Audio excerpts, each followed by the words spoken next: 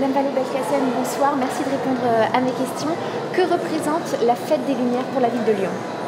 L'événement le plus important de la ville, d'ailleurs de l'agglomération lyonnaise, ne serait-ce qu'en termes de visiteurs, puisqu'on est entre 3 et 4 millions de visiteurs chaque année, puis aussi en termes de notoriété, de rayonnement à l'international et d'histoire. C'est l'événement qui plonge le plus loin ses racines dans l'histoire.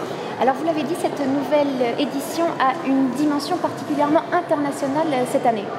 Oui, pour plusieurs raisons. La première, c'est que nous avons le plaisir d'accueillir un certain nombre d'équipes artistiques qui viennent de plusieurs pays du monde, de Grande-Bretagne, de Singapour, du Japon, d'Allemagne. Donc c'est toujours un plaisir d'avoir ce foisonnement créatif.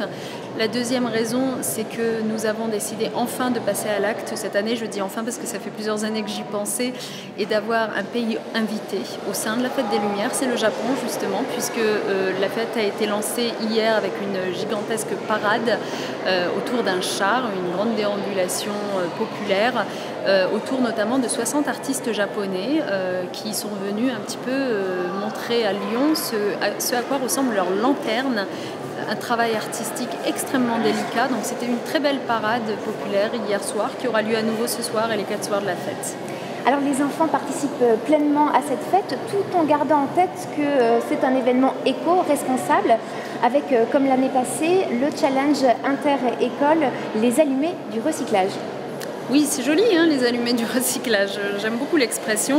Vous savez, ça fait maintenant 3 ans que nous avons noué des relations très étroites avec Recilum, donc un organisme de recyclage des lampes. Et nous sommes très heureux de ce partenariat parce qu'au fond, il nous permet de valoriser un aspect de la Fête des Lumières, c'est son côté éco-compatible, éco-responsable. Ça n'est pas parce que nous sommes dans un événement festif qui dure 4 jours, qui attire des millions de visiteurs, qu'on doit forcément être dans le gaspillage, et notamment gaspillage d'énergie ou gaspillage de lumière. Or, ça fait des années qu'à Lyon, on fait des efforts considérables pour que cet événement soit éco-responsable, qu'il coûte le moins possible en matière de facture énergétique. Aujourd'hui, il ne coûte que 3 000 € en termes de facture énergétique à proprement parler à la ville. Et donc, accueillir parmi nous Recilum, c'était une façon de mettre aussi en lumière cet engagement-là.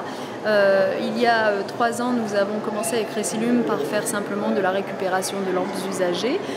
Ça a entraîné une vraie dynamique au sein de la ville de Lyon. De plus en plus de Lyonnais se sont rendus compte qu'il y avait des lieux de collecte toute l'année, pas seulement pendant la Fête des Lumières, où rapporter leurs lampes. Et donc nous continuons et maintenant nous travaillons, y compris en partenariat sur la programmation artistique. Par exemple, nous soutenons ensemble une œuvre au Parc de la Tête d'Or qui s'appelle Le Mythe de la Tête d'Or, qui, à mon avis, va être très, très, très réussi, très magique, très féerique.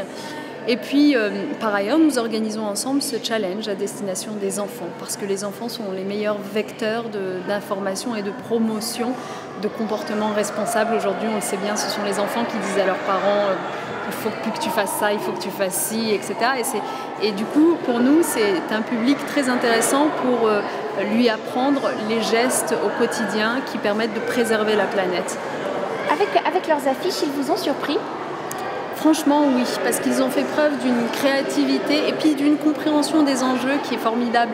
Parce qu'au fond, c'est vrai que ça ne parle pas à tout le monde, l'éco-responsabilité, le développement durable, ça semble être des termes très compliqués. Et en fait, justement, en simplifiant ces termes, en vulgarisant le propos, ils nous montrent qu'en réalité, tout ça, c'est du bon sens. Bien sûr que c'est du bon sens de ne pas gaspiller bêtement les matières premières de manière générale, l'électricité, la lumière, parce que finalement, tout ce que vous gaspillez ne pourra plus être utilisé pour les autres, ne pourra plus servir par la suite, et qu'au fond, on peut être heureux, on peut passer du bon temps, on peut s'épanouir sans forcément être dans le gaspillage. C'est le message de la Fête des Lumières, qui n'est pas seulement un événement festif. La Fête des Lumières, c'est un événement qui a du sens profond, qui est l'ouverture aux autres. On vit dans une planète, on ne vit pas tout seul. Il y a des gens qui nous entourent, il faut s'intéresser à eux, il faut partager avec eux. Le partage d'énergie rentre dans ce dispositif aussi. Merci beaucoup. Merci à vous.